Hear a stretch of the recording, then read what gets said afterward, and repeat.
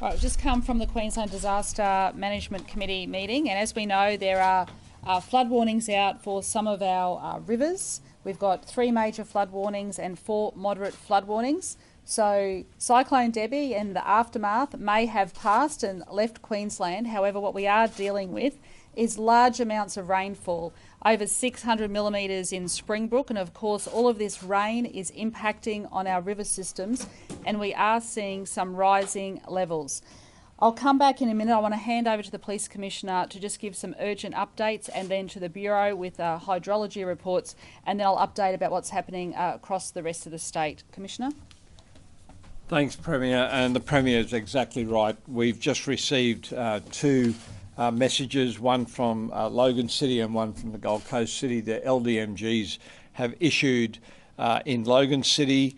They have asked for residents in low-lying areas to consider leaving and move to higher ground in relation to flooding in the Albert and Logan rivers, with peaks expected at major levels today and tomorrow. They are saying that the river is expected to peak in flood at Beenleigh around midday today, and they've asked people to consider leaving low-lying areas and move to Friends or the Beenleigh and District Senior Citizens and Beenleigh PCYC halls as other places of safety. The northern Gold Coast area has experienced similar levels of flooding. The Gold Coast City Council, LDMG, has issued an evacuation alert for people in the Stapleton, Jacobswell, Norwell Road, Exersdorf Road, Kirkin Road and Pimpama Jacobswell areas to evacuate now. Floodwaters are approaching, and they are putting out SMS alerts to people in those areas. They are asking people to go to higher ground, to evacuate to friends and family, or the Ormeo Community Centre at 3 Cuthbert Drive, which is open. They're urgent alerts, and we'd ask the community to take them seriously. As the Premier said, this emergency is not over yet, and we are dealing with flooding. Thanks. How many people are we talking about, Commissioner, in terms of the evacuation you just outlined? I would suggest, I don't have the actual figures in front of me, but I would suggest many thousands of people would live in that area. Any suggestions of forced evacuations at this stage? Well, the notification from the Gold Coast LDMG is an evacuation order. So people have to move? Yes, absolutely. That's what we're asking them to do right now. And police are going into door knock as they did up in... Exactly, and in fact these messages are available on the police system as well as the council system. So there's plenty of information out, official information out there for people to respond to. And with peaks of rivers still to come, do you expect those evacuation areas to be enlarged? Patrick, they could, and that's why I've said right from the start of this, please watch all of the official channels of communication for urgent updates just like this. This is playing out exactly as we thought it would. These are proactive messages from the councils and the state government officials for people to act on. What are you expecting the peak to be? I don't have that information here, only that it is going to peak in the Beenleigh area around midday today, and certainly I'd suspect that that would be very similar in the northern Gold Coast areas. So thanks, Premier. I'll just hand over to Bruce, but I just want to update everyone that we are not expecting, we've just had confirmation from SEQ Water, there will be no releases from Wivenhoe, Somerset and North Pine, and Wivenhoe's at 73%.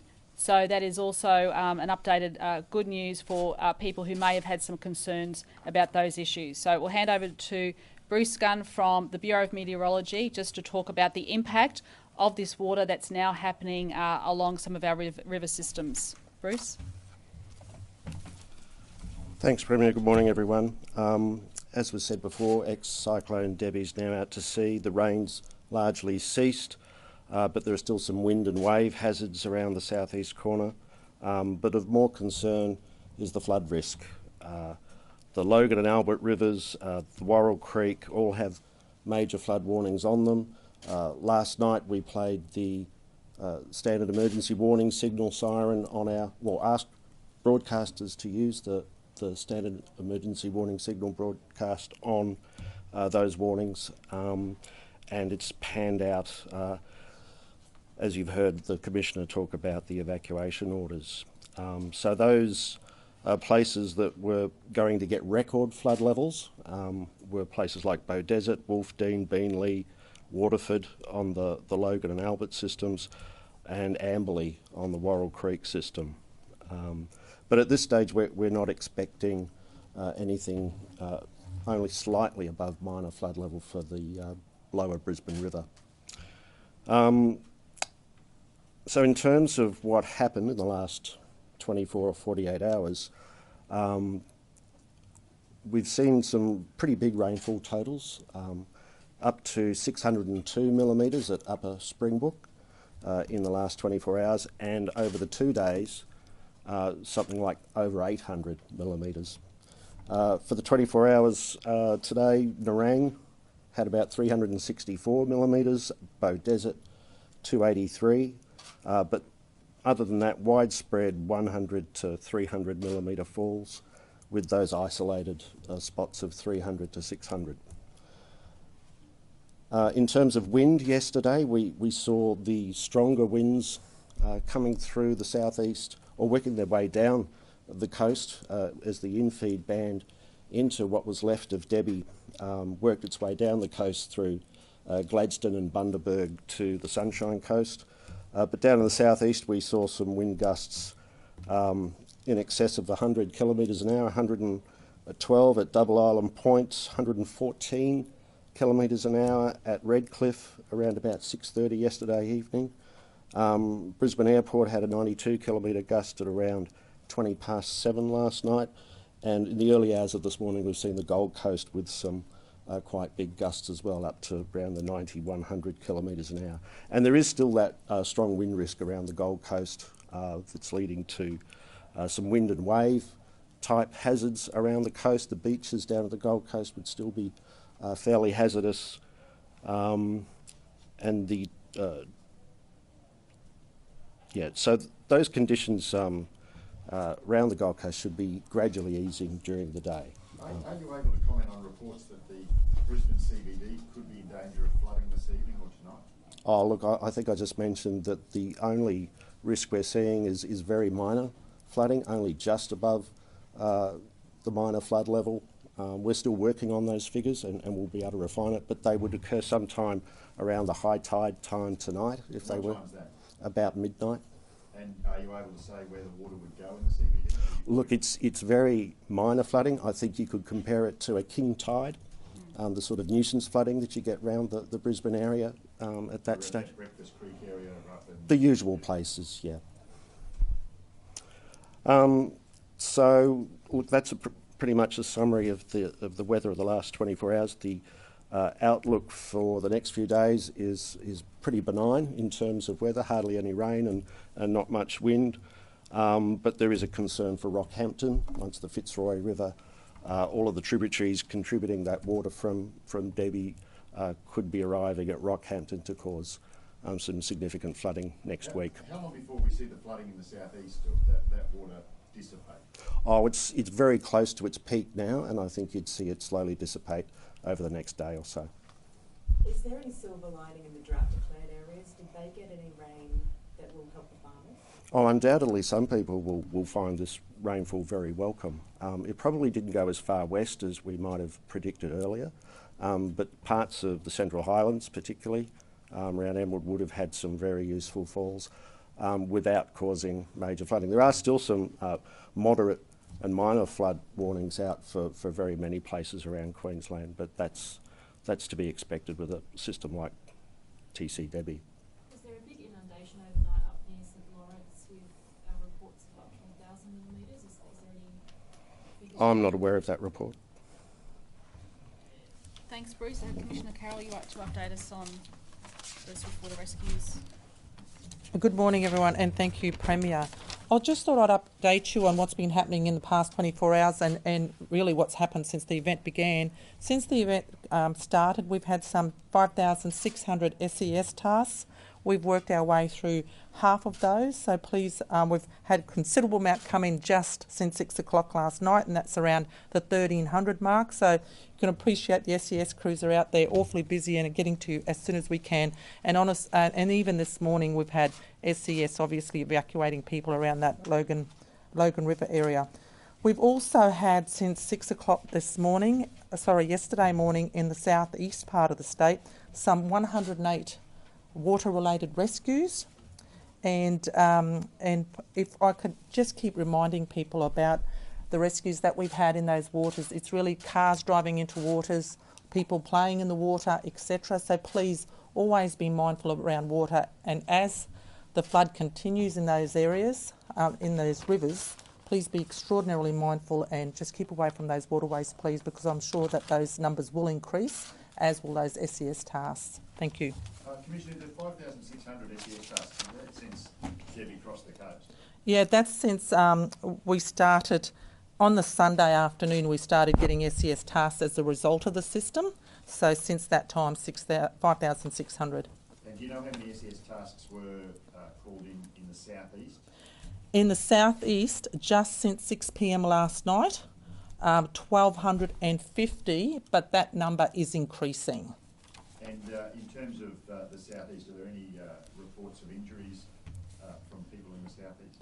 We haven't had, actually, I might refer that one to the police, Patrick. Certainly from my side of the house, we haven't had that. We've had a lot of rescues. We've had, people on roofs, people in cars, you name it. But in terms of injuries, I might put that over to the police. Thank you for that. Okay, just an update on some other issues across the state. So I can advise that in the Bowen-Mackay Whitsunday region, we still have 50,000 people without power, but 15,000 homes have been restored since the cyclone has hit up in regional Queensland. And down here in the southeast of our state, we still have around 90,000 customers without power, and 80,000 have been restored overnight. And some 630 power lines were affected as part of the storm system, the severe storm system that we saw that hit southeast Queensland yesterday.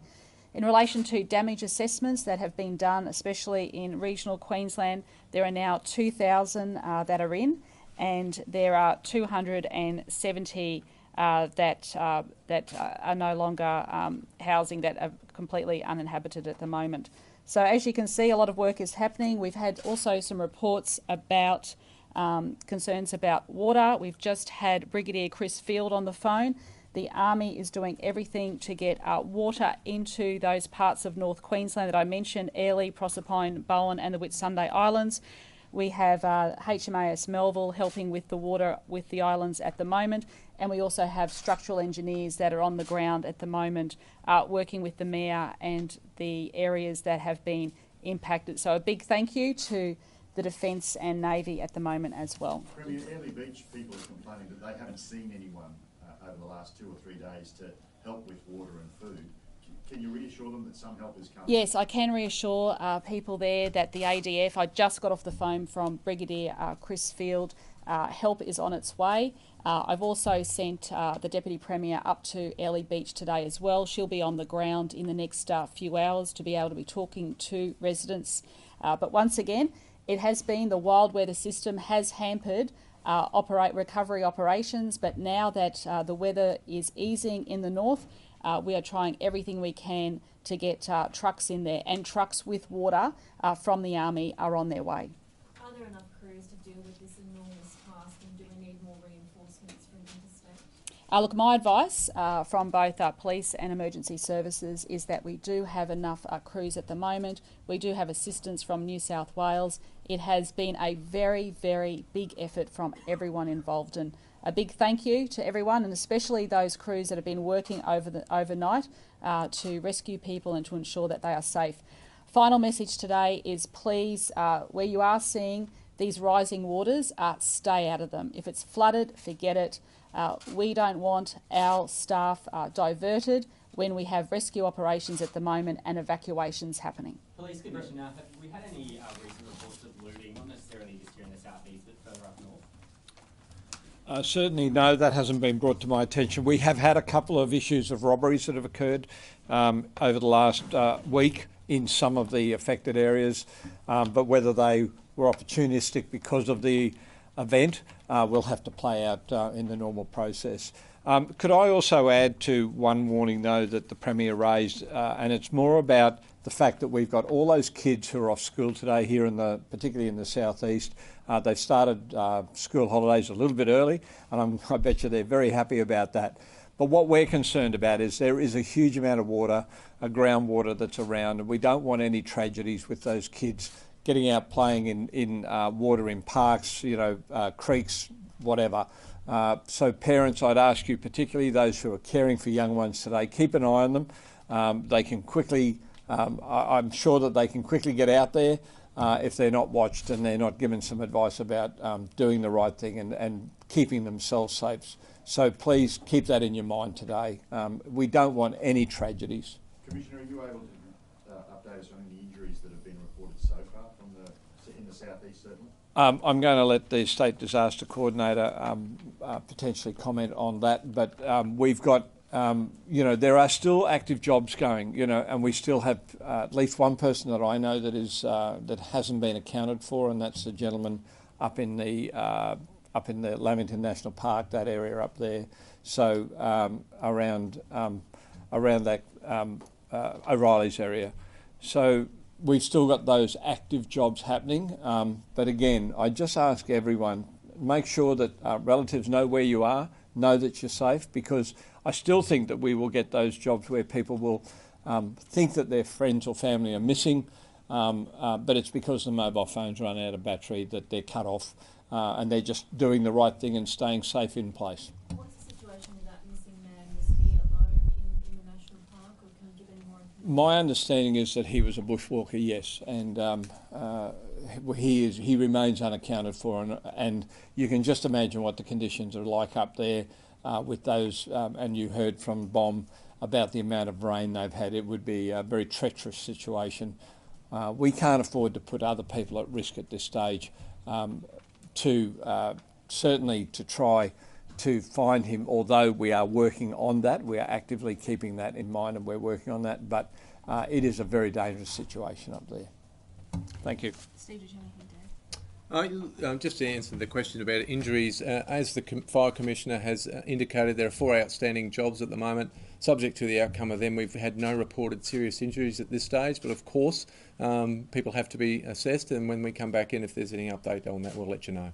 Okay, thanks everyone.